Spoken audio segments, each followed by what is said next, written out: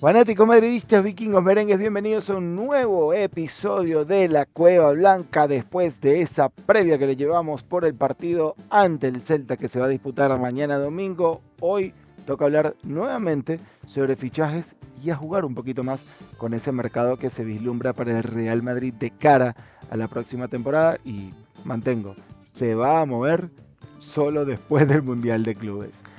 Hoy, además del video que les traigo, que tal como vieron en la miniatura es un top 5 de jugadores que yo me traería para el Real Madrid en caso de ser Xabi Alonso o estar ahí cerquita de las decisiones que tome Xabi Alonso junto con el Madrid, y obviamente en caso de que fiche por el equipo.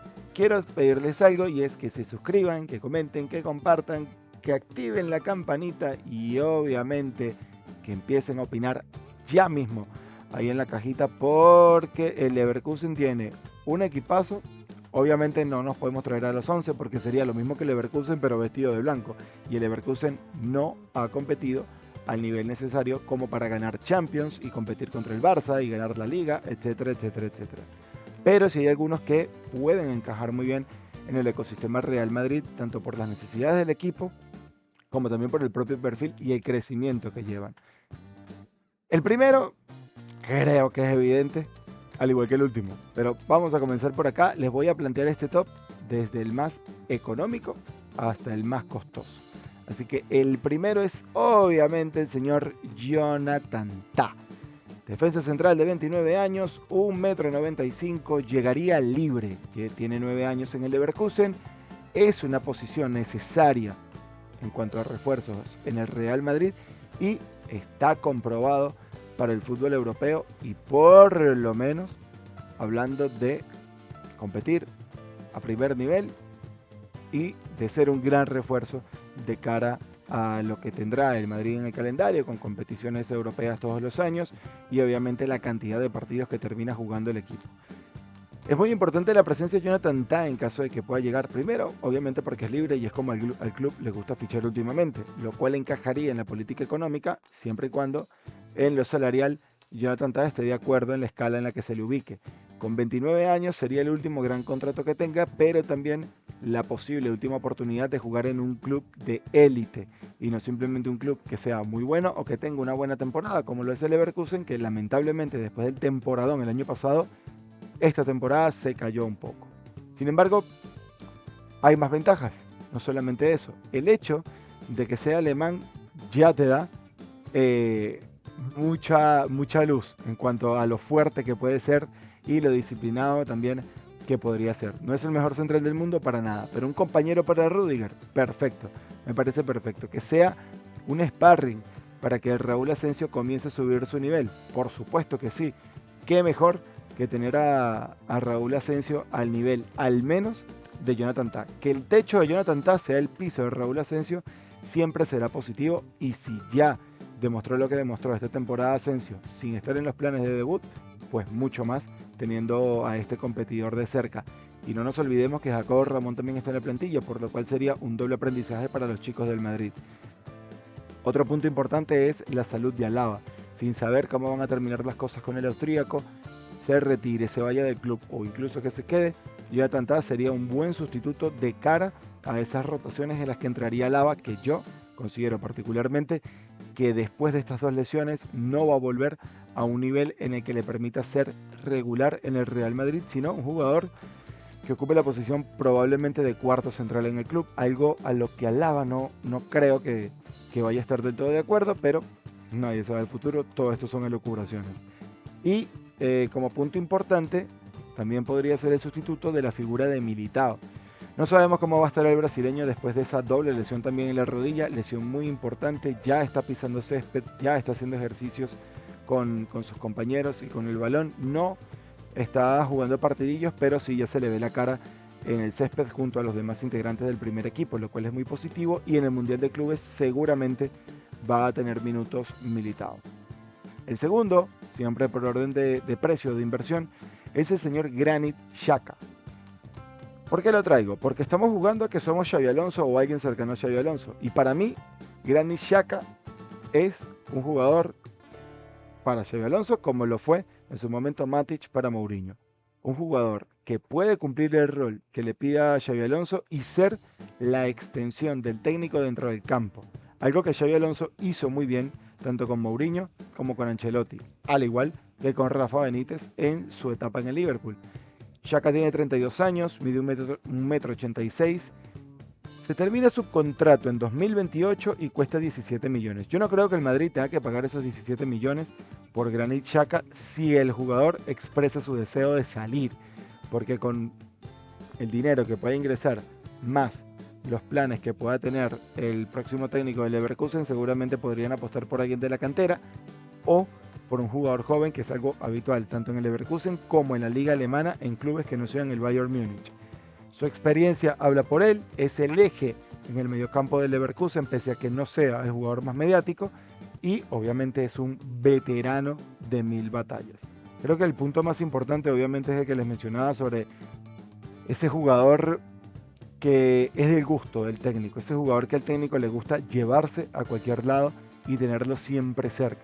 Granit Xhaka es, sin duda alguna, uno de esos mediocampistas que hacen más de lo que se ve a simple vista, y estar en el Madrid incluso como un revulsivo, un descanso para Tchouaméni / Camavinga no sería una mala idea.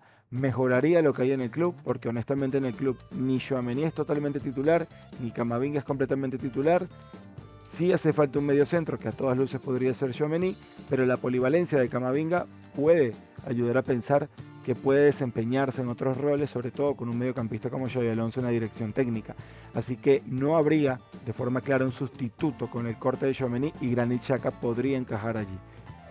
El próximo perfil, ya un poco más caro, este señor que tienen acá, Alejandro Grimaldo. 29 años, cumple 30 este 2025, mide 1,71 m, 40 millones de costo, termina contrato en 2027.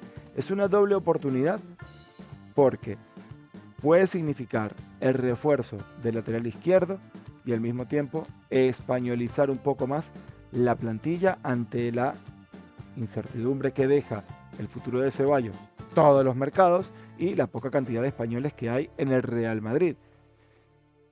Es español, tal como dice en el punto siguiente, muy rápido y tiene buen pie. Grimaldo es un jugador que cuando le pega.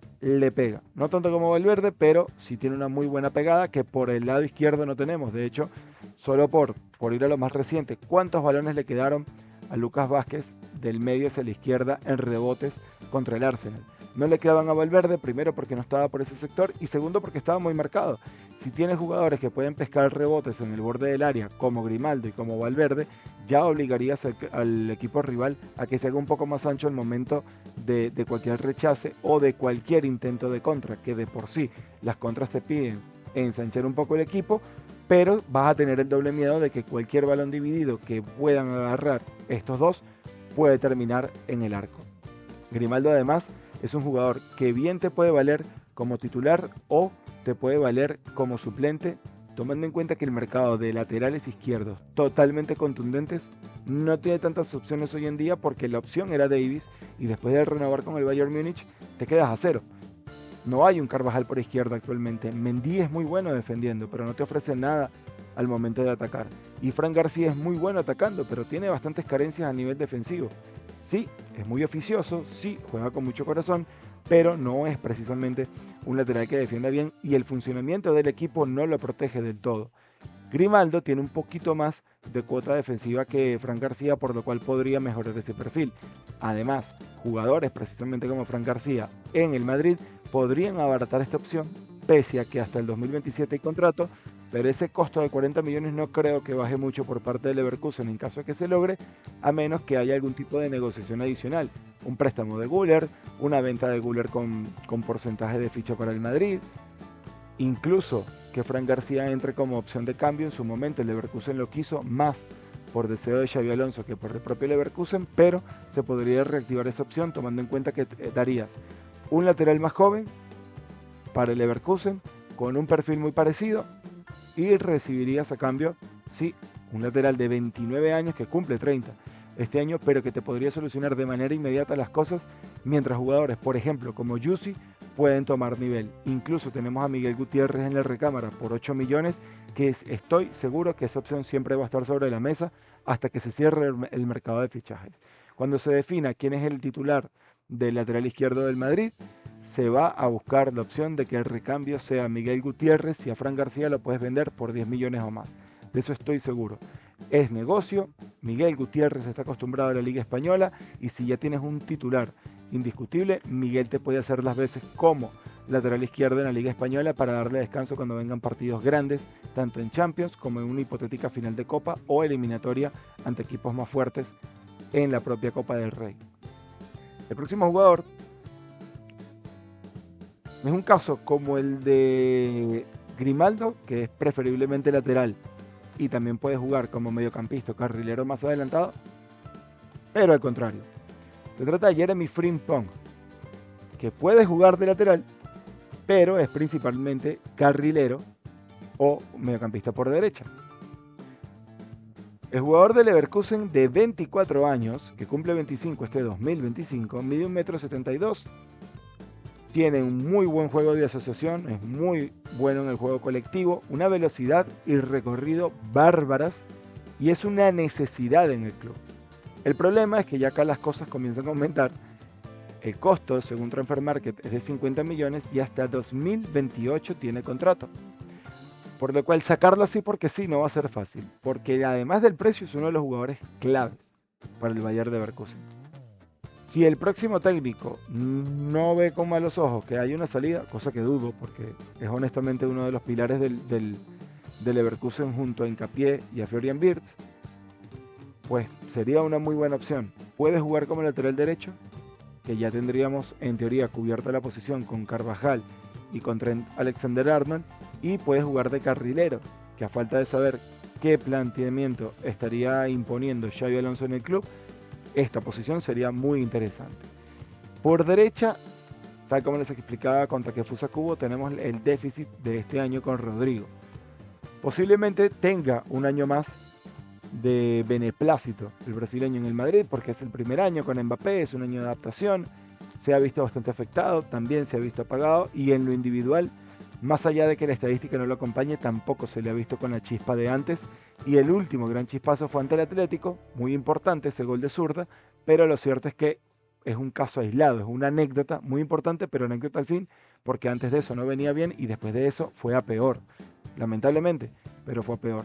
Jeremy Frimpong te ofrece un perfil un poco más equilibrado, no es tan ofensivo o tan técnico como Rodrigo, pero sí es un jugador mucho más completo de cara a un juego tan exigente como el que tiene el Real Madrid, y tomando en cuenta que tienes dos atacantes como Vinicius y como Kylian Mbappé, que son jugadores que te merman a nivel defensivo, incluso aunque presionen como se ha visto en las últimas 2 o 3 semanas con el cambio de actitud en el equipo.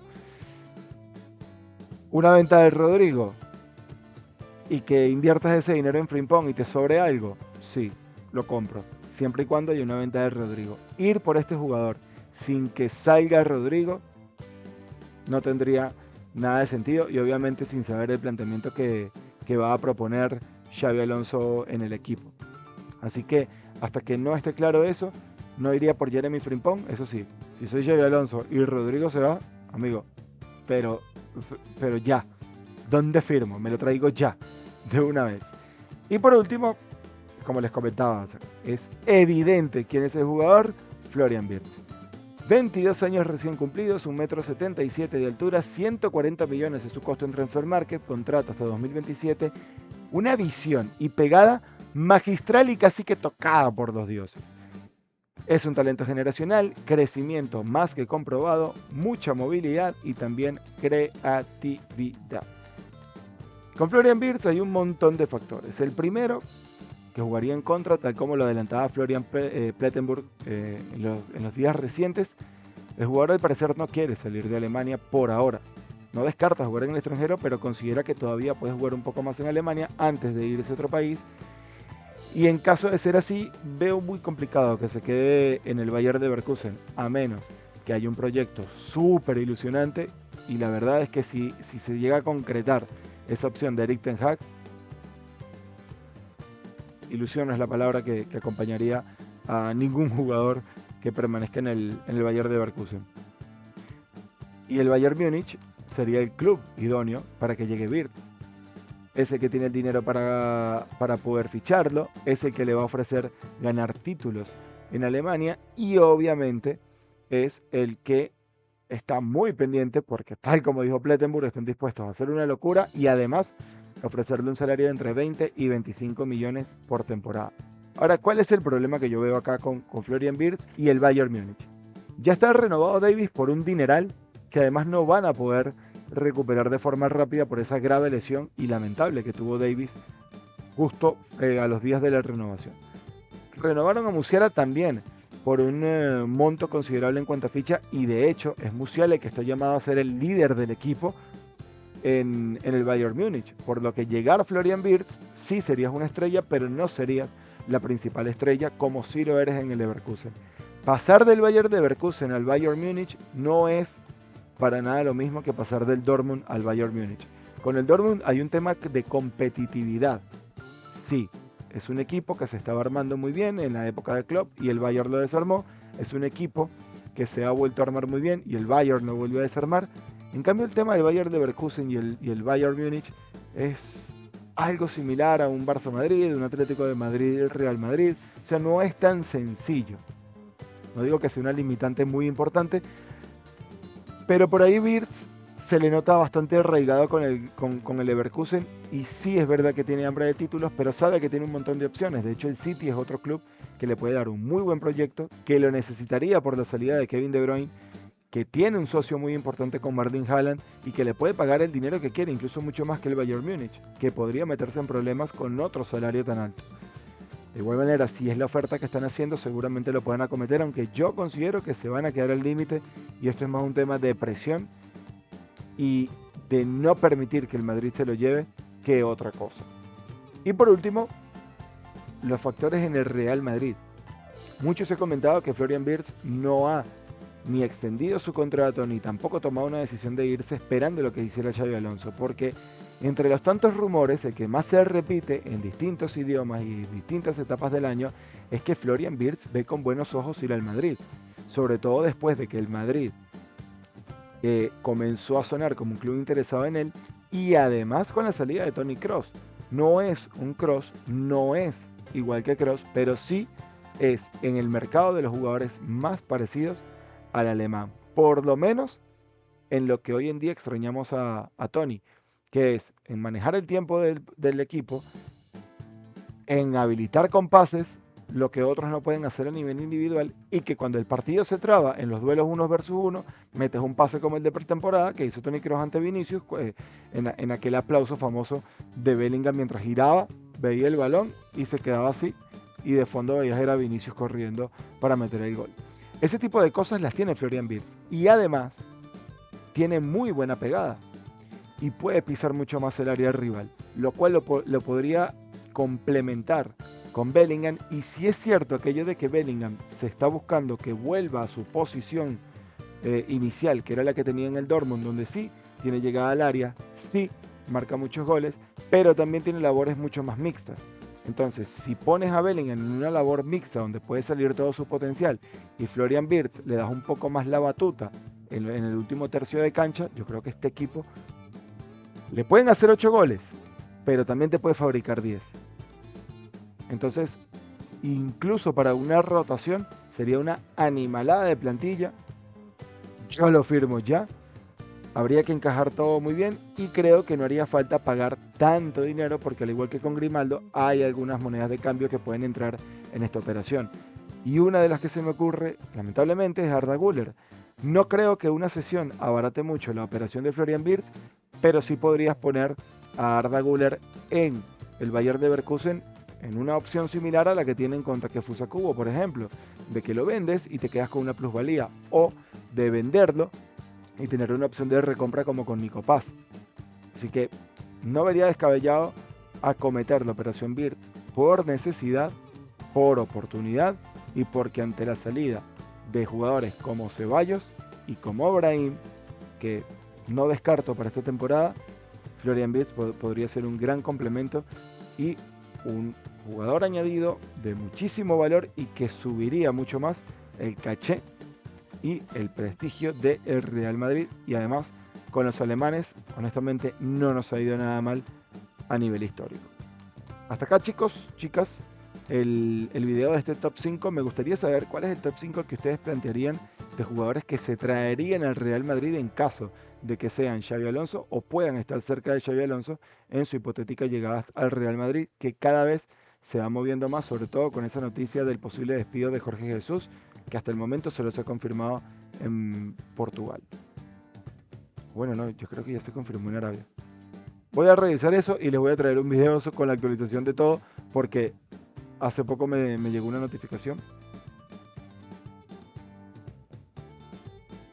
Y bueno, chicos, hasta acá el video con el top 5 de los jugadores que yo me traería para el Real Madrid, siendo Xabi Alonso o estando muy cerquita ahí de Xabi Alonso, José Ángel Sánchez, Florentino Pérez, siempre y cuando Xabi llegue al Real Madrid, algo que parece muy probable por la gran cantidad de movimientos de banquillos que ha habido en las últimas semanas y sobre todo esta semana que ha sido una locura, ha sido frenético y llega un punto en el que uno no sabe ni qué fue lo que uno mismo dijo por tanta información que va y viene, y con Ancelotti ni hablar.